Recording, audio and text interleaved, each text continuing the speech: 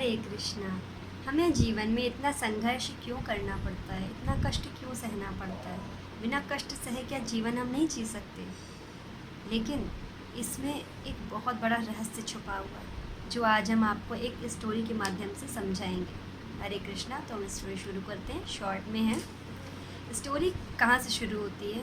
एक पत्थर होता है और पत्थर जा कर के मूर्तिकार से कहता है कि सुनो सुनो, तुम मुझे एक सुंदर सी मूर्ति बना दो। तो मूर्तिकार कहता है, अच्छा तुम्हें मूर्ति बनना है, क्यों बनना है? अरे मैं ऐसे पड़ा रहता हूँ, कोई मुझ पे लात मारता है, कोई मुझसे ठोकर खाता है, क्या फ़ायदा मेरे ऐसे पड़े रहने से? कोई ना कोई मुझसे लड़ के चला जाता है और मेरी जीवन व्यर्थ है। तो तुम मुझे मूर्ति बना दो। कम से कम मैं जब मूर्ति बन जाऊँगा तो मुझे मंदिर में पूजा होगी, मुझे पूजा जाएगा, तो मुझे मूर्ति बनना है। तो मूर्तिकार कहता है, मैं तो सॉरी मूर्तिकार कहता है, मैं तो तैयार हूँ, क्या तुम तैयार हो? तो वो कहता है, हाँ हाँ बिल्कुल मैं तैयार हूँ। तो मूर्तिकार फिर पूछता है, मैं तैयार हूँ, क्या तुम तैयार हो? तो कहता है, हाँ मैं तैयार हूँ। तो मूर्तिकार अपने औजार निकालता है और उसको ठोकना पीटना शुरू करने लगता है। वैसे ही वो मुझे लग रही है, मुझे मत मारो, धीरे करो, मुझे बहुत लग रही, मुझे कष्ट हो रहा है। तो मूर्तिकार कहता है, मैंने पहले पूछा था क्या तुम तैयार हो? तो उसने कहा, हाँ ये बात भी सही है। तो उसने कहा, अगर मूर्ति तुम्हें बनना है तो कष्ट सहना पड़ेगा। तो उसने कहा, हाँ ये बात तो सही है, पर बहुत लग रही है मुझे। अच्छा ऐसा करो कि तुम थोड़ा थोड़ा मुझे चोट दो, ठीक है? थोड़ा थोड़ा कष्ट रोज देना, तो मैं जो है सहन कर लूँगा और मैं मूर्ति बन जाऊँगा, ठीक है? तो फिर जो है वो थोड़ा थोड़ा रोज़ उसमें ठोकता पीटता है, ठीक है? उसको तराशता है, उसमें शेप देता है, बहुत अपनी जो है कारीगरी करता है।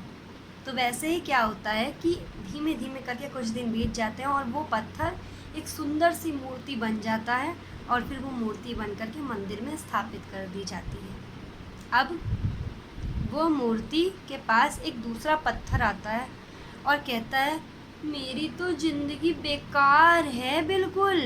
तुम तो मेरे साथ रहते थे और आज तुम देखो मूर्ति बन गए और मंदिर में पूजा हो रही है तुम्हारी, और इधर मैं पड़ा हुआ हूँ ऐसे के ऐसे ही, मुझे भी मूर्ति बना दो ना।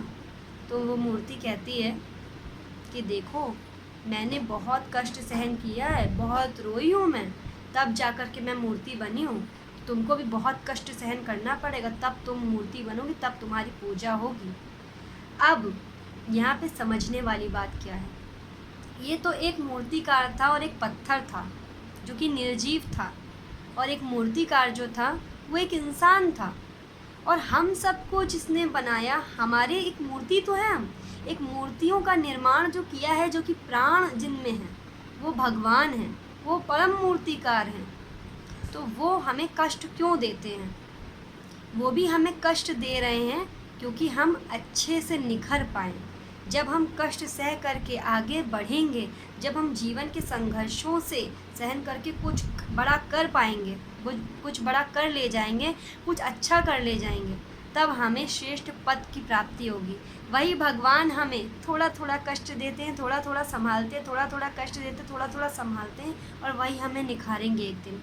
वो हमें परम मूर्तिकार हैं तो परम मूर्ति के रूप में बना करके प्रकाशित करेंगे। वो हमारी खुद इतनी ज़्यादा प्यार हमसे करते हैं कि खुद ही हमें वो सब कुछ देने को तैयार बैठे हैं, पर हमें थोड़ा तो उसके लिए सहन करना पड़ेगा।